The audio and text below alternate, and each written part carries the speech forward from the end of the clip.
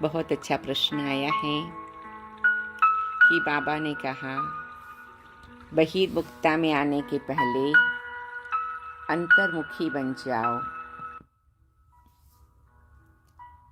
अंतर्मुखता से बहिर्मुखता में आओ। कितनी सुंदर बात बाबा हम बच्चों को प्रैक्टिस करा रहे हैं कि बच्चे जब भी कोई भी कार्य करते हैं, आँखों से देखना, कानों से सुनना, मुख से बोलना, हाथ से कार्य करना, पाँव से चलना, कोई भी कार्य कर रहे हैं तो हम पहले अंतर्मुखी बने। पहले अपने आप को उस आत्मिक स्थिति में स्थित करें, उस निराकारी स्थिति में स्थित करें, उस ज्योतिमय बिंदु स्थिति में स्थित करें, उस प्रकृति के बीच में अपने को स्थित करें और अंदर में अपनी सुंदर आत्मा की दिव्य गुणों से, अनादि आदि संस्कारों से कनेक्ट होवे और महसूस करें कि मैं बाबा के साथ हूँ, अनादि स्वरूप में, परम धाम में और संपूर्ण स्वरूप में, सूक्ष्म वतन में। और मैं बाबा की याद में, बाबा मैं ये कार्य कर रही हूँ, बाबा आप मेरे साथ हैं, मैं आत्मा अपना ये पार्ट बजा रही हूँ, मैं आत्मा ये वार्तालाप कर रही हूँ। अंदर ही अंदर पहले अपनी स्थिति, स्वस्थिति मजबूत, शक्तिशाली और बाबा के साथ का कनेक्शन शक्तिशाली। इससे क्या होगा कि हम जो भी कर्मेंद्रियों से जो भी कर्म करेंगे वो कर्म सरल होगा, सहज ही होगा और उसमें हमारी आत्मिक शक्ति का वाइब्रेशन फैलेगा। इससे कार्य में सब प्रकार की सरलता रहेगी, वार्तालाप में सरलता रहेगी। कभी कभी ऐसा होता है, बात करना शुरू करते हैं तब सहज रीति से होती हैं, लेकिन धीरे धीरे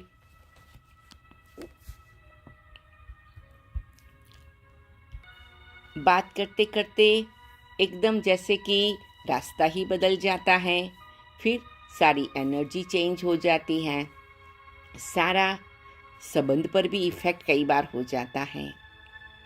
ऐसे काम करते करते भी भले हम काम हाथों से कर रहे हैं, लेकिन मन में कोई ऐसे विचार आ गए, किसने मेरे साथ ऐसा किया था, वैसा किया था, ऐसा क्यों हुआ। वो संकल्प, व्यर्थ संकल्प, कभी नेगेटिव संकल्प भी आ जाते तो हाथों से जो काम हो रहा है उस काम की क्वालिटी डाउन हो जाती। हाथों से कुछ गिर जाएगा, हाथ में कुछ लग जाएगा, जो काम कर रहे हैं उसमें कुछ गड़बड़ हो जाएगी।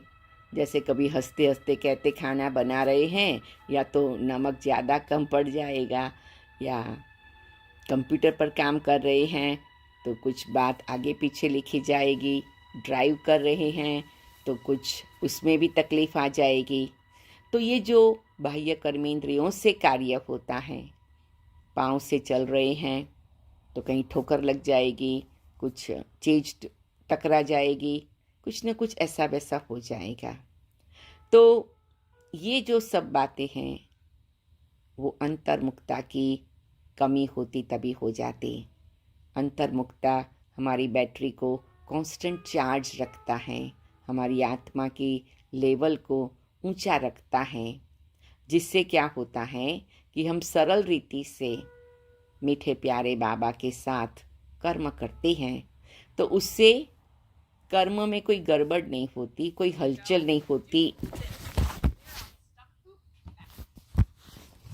कोई विघ्न नहीं आता, लेकिन कर्म और भी श्रेष्ठ बन जाता, कर्म और भी कल्याणकारी बन जाता, कर्म और भी पिछले कोई कार्मिक अकाउंट हो उसको भी पूरा करने वाला बन जाता। जैसे कभी हम बाबा की याद में किसी से कारोबार करते हैं तो उस व्यक्ति के प्रति की हमारी भावना इतनी अच्छी होती, उस व्यक्ति के साथ का हमारा व्यवहार इतना सरल और सहज होता, वो व्यक्ति को भी वो वाइब्रेशन फील होता, हम अपनी आत्मिक स्थिति में उसको भी आत्मा देख करके काम करें, तो अगर पिछला भी कोई हमारा थोड़ा बहुत हिसाब हो ना, वो भी स्मूथ हो जाता है। पिछली भी कोई बात हो तो उस व्यक्ति के मन में हमारे प्रति की कोई ऐसी वैसी भावना हो, वो भी अच्छी बन जाती है। तो ये बहुत ज़रूरी है कि हम अपने आप को सदा ही उस स्थिति में रखें कि जैसे अंतर्मुखता, इसीलिए कहा अंतर्मुखी सदा सुखी, अंतर्मुखी सदा सुखी, अंतर्मुखी सदा सुखी।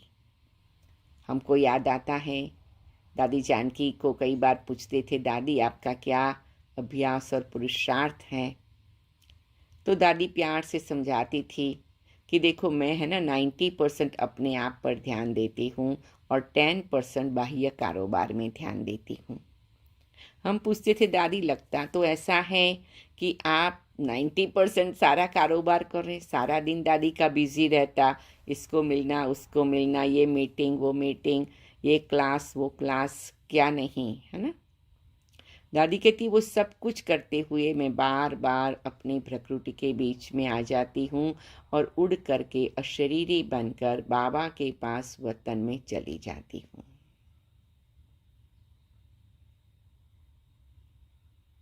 ऐसे ही हमने मीठे प्यारे ब्रह्मा बाबा के बारे में भी सुना है कि बाबा जब भी किसी से भी मिलते थे उसकी प्रकृति में ऐसे करके आत्मिक स्थिति से दृष्टि देते थे, खुद भी उड़ जाते थे, उनको भी उड़ा देते थे। जैसे भक्ति मार्ग में भी हमने कई ऋषि मुनियों की ऐसी बातें सुनी हैं कि वो जहाँ बैठते थे मेडिटेशन करते थे, वहाँ का वाइब्रेशन ऐसा बन जाता था कि उसके आसपास कोई भी व्यक्ति प्रवेश करे तो उसको वो अनुभव होता था। ऐसे मीठी प्यारी मम्मा के लिए भी हम सब ने सुना हुआ है कि कोई भी मम्मा के सामने आते थे तो मम्मा की दृष्टि लेते हुए ही उनके मन की भावनाएं भी बदल जाती थी। ऐसे दादी प्रकाश मणि जिसको भी मिलती थी, कई बड़ी बड़ी मीटिंग शादी में भी दादी कुछ क्षण के लिए उपराम हो जाती थी, तो कोई बात का डिस्कशन भी हो वो भी सरल रीति से सहज रीति से सुलझ जाता था। तो हम सबके सामने बहुत सारे एग्जाम्पल्स हैं कि अंतर्मुखता से बहिर्मुखता में आना, अर्थात आंतरिक स्थिति में रहते हुए उपराम रहते हुए फिर नीचे आना और फिर कारोबार करना, फिर ऊपर चले जाना। इसीलिए हमारी राजयोग की अष्ट शक्तियों में 2 शक्तियाँ बहुत इम्पोर्टेंट हैं, विस्तार को संकीर्ण करो और समेटने की शक्ति। जैसे कछुआ बताया है वो कैसे बार बार काम पड़ता है, खुराक लेता है, काम करता है, फिर अपने को समेट लेता है, तो कहते उसके ऊपर कुल्हाड़ी मारे तो भी न लगे। ऐसे समेटने की शक्ति भी हमें अपना बैग बिस्तरा उठा के चलने की तैयारी करनी है। तो ये 2 बातें हम बार बार याद रखें कि मैं कछुआ की तरह योगी हूँ और दूसरा मेरी रिटर्न टिकट है, वापस जाना है। तो उससे नेचुरली हमारी आंतरिक अनुभूति करने की, आंतरिक दिव्य स्थिति में स्थित होने की एक रस जागृत हो जाएगा, स्वाभाविक रूप से वो हमें पसंद आएगा। और कई बार ये भी अनुभव किया है कि जब हम अंतर्मुखता में होते हैं तो हम कम शब्द बोले सामने वाला पूरा समझ जाता है। अगर बहिर्मुखता से करते हैं, हम ज़्यादा शब्द बोले वो कम समझता है।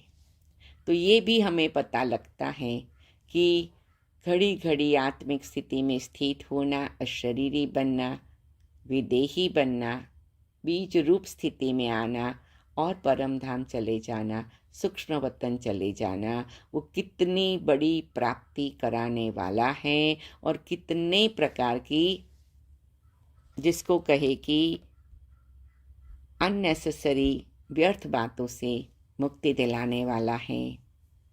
तो ये मीठे बाबा का इशारा है कि जो हमारी रक्षा के लिए हैं।